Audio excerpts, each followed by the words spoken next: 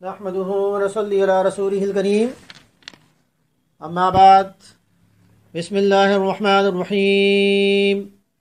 رسول صلی اللہ علیہ وسلم نے ارشاد فرمایا کہ معراج کی رات جب میں جنت میں داخل ہوا تو میرے سامنے رمیثہ رضی اللہ عنہا تشریف لائیں۔ رمیثہ رضی اللہ عنہا جو حضرت انس رضی اللہ عنہ کی والدہ ہیں، آپ کو ام سلیم بھی کہتے ہیں۔ بخاری شریف کی حدیث نمبر 3679 میں اس کا تذکرہ ہے۔ تو ام سلیم رضی اللہ عنہا کہ جن کے پہلے شوہر کا نام مالک ہے، جن کے انتقال کے بعد ابو طلحہ رضی اللہ عنہ کے نکاح میں آپ آئیں، تو نبی اکرم صلی اللہ علیہ وسلم جب آپ مدینہ تشریف لائے تو ام سلیم رضی اللہ عنہ نے اپنے بیٹے حضرت انس رضی اللہ عنہ کو آپ کی خدمت کے لیے وقف کر دیا۔ حضرت انس رضی اللہ عنہ نے نبی اکرم صلی اللہ علیہ وسلم کی 10 سال خدمت کی۔ ام سلیم رضی اللہ عنہ نبی اکرم صلی اللہ علیہ وسلم کی خوب خدمت کی۔ نبی اکرم صلی اللہ علیہ وسلم کے غزوات میں ام سلیم رضی اللہ عنہ اور دوسری انصاری عورتیں وہ بھی شریک ہوتیں، اور مجاہدین کو پانی پلانا اور ان کے زخموں کی مرہم پٹی کرنا یہ آپ کی خدمات میں شامل تھا۔ اسی طرح 5 ہجری میں جب حضرت زینب رضی اللہ عنہ کا نکاح نبی اکرم صلی اللہ علیہ وسلم سے ہوا، اور اسی طرح حضرت صفیہ رضی اللہ عنہ کا نکاح جب آپ صلی اللہ علیہ وسلم سے ہوا، تو اس وقت بھی ام سلیم رضی اللہ عنہ نے اپنی خدمات کو پیش کیا۔ ام سلیم رضی اللہ عنہ کا ایک ایمان افروز واقعہ جو صبر کی اعلیٰ مثال ہے، آپ کے بیٹے بیمار ہو گئے اور ابو طلحہ رضی اللہ عنہ وہ گھر میں موجود نہیں تھے، تو بیٹے کا انتقال ہو گیا۔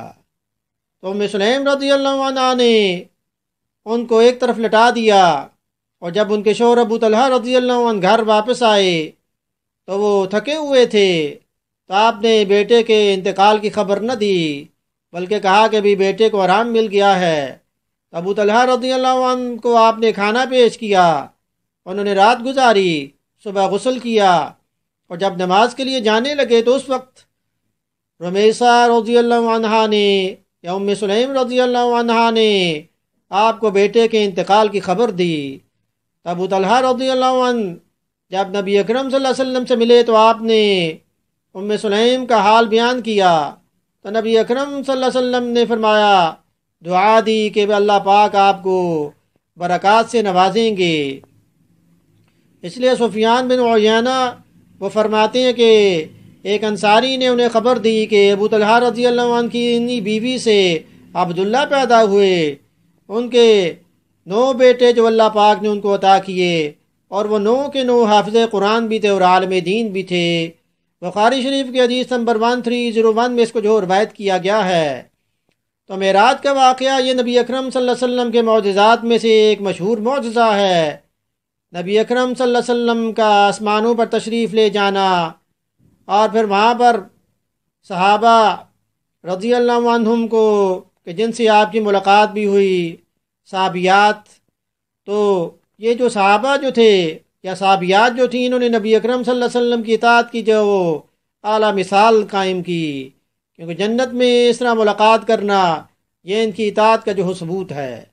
تو اللہ پاک ہمیں بھی عمل کرنے کی توفیق عطا فرمائیں، نبی اکرم صلی اللہ علیہ وسلم کی اطاعت کرنے کی توفیق عطا فرمائیں۔ حدیث سننے کے بعد اسے آپ شیئر بھی کریں تاکہ یہ آپ کے لیے صدقہ جاریہ بن جائے۔ وما علینا الا البلاغ المبین۔